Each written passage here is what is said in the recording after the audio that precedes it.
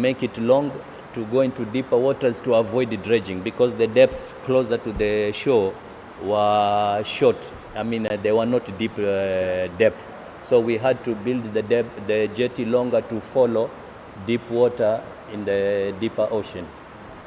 And with the size of the jetty, the length of the vessels that we were anticipating to come here, and also issues to do with budget.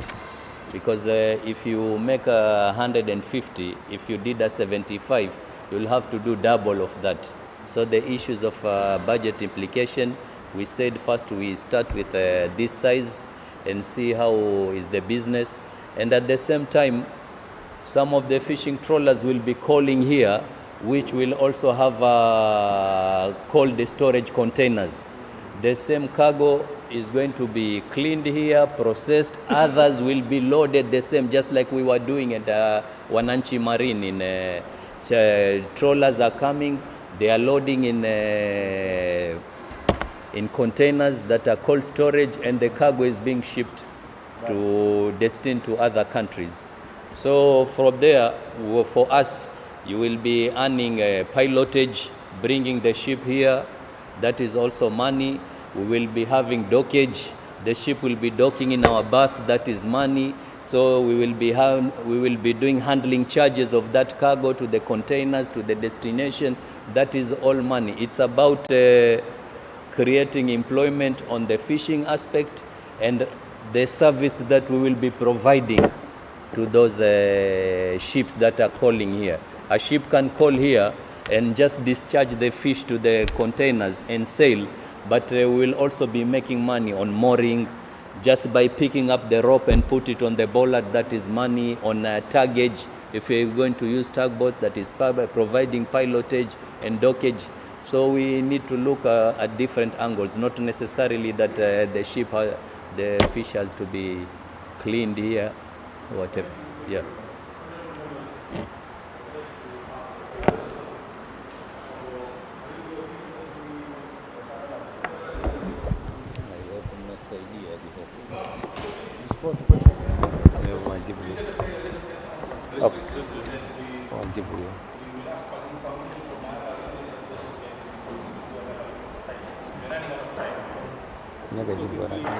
Asbestos disposal.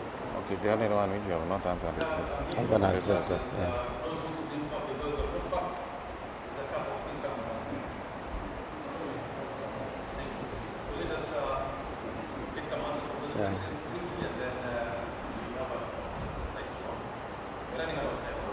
So asbestos?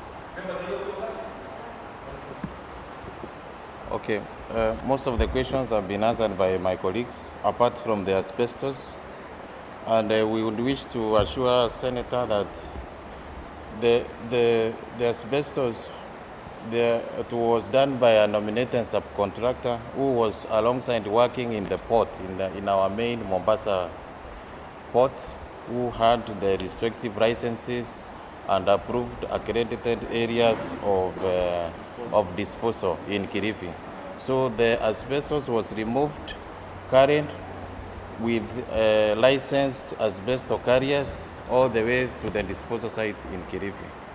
And the subcontractor is the main contractor who has been undertaking works in the port of Mombasa.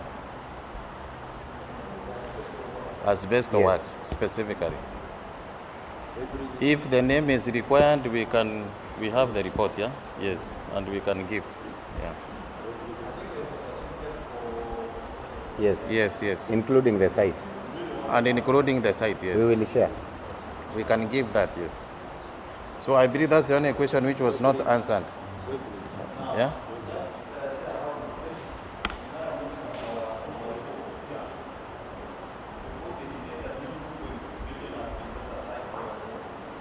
No.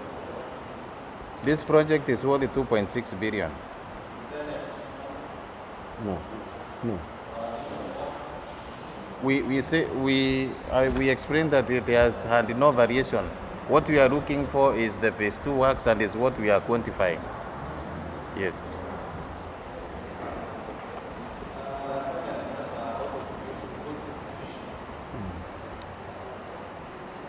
There is, of course,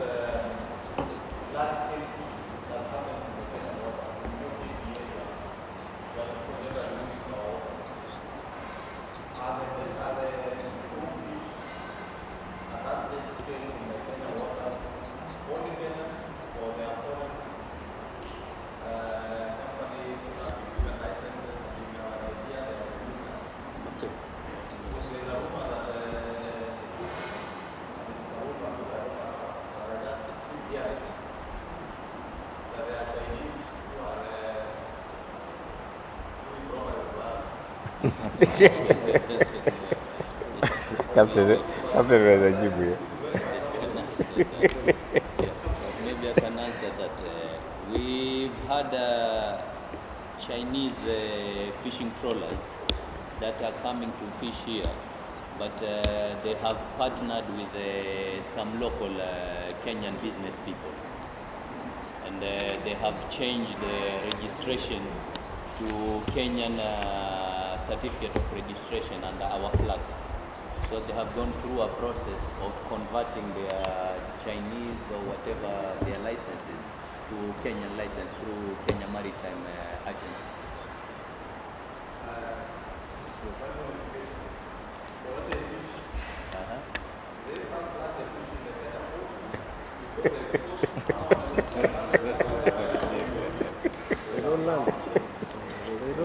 Hiyo hatujui sasa.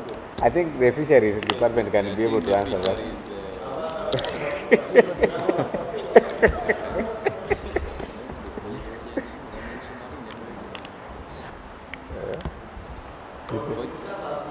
Yeah, we can discuss as we try. As it was explained, we started at multi-agency, and then we found out that there were various connections and gaps that were missing. And from KPA point of view, we also had no expert in some areas, especially to do with the plumbing works, not plumbing works, the interconnective works like the mechanical works, electromechanical works. And those connections now, we felt that for the harmonization of the project and looking at it in totality from practical point of view, from operational point of view, to link it to the practical construction point of view, we needed the design review to be under one platform so that all the interconnecting disciplines are managed from one center. That was the reason. Yeah.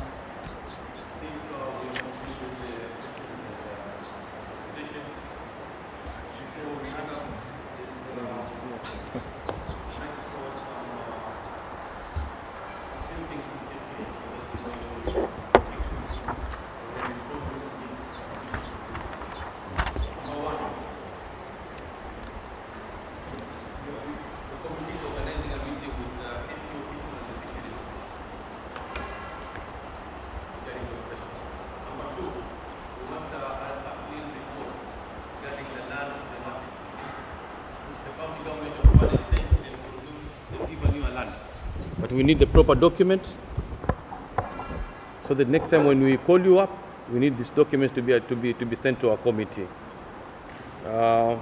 Number 3 is regarding about the water facility, because this project will end up in next year in June. But before it starts, we want to get a proper answer where will the water come from.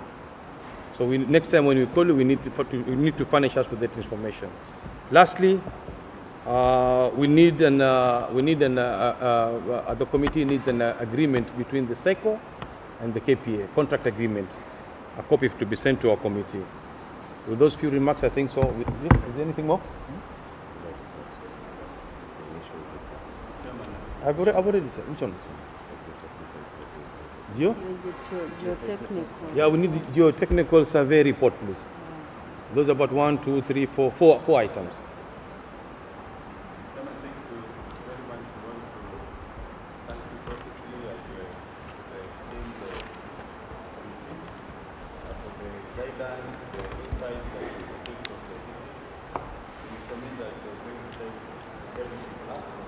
Yep.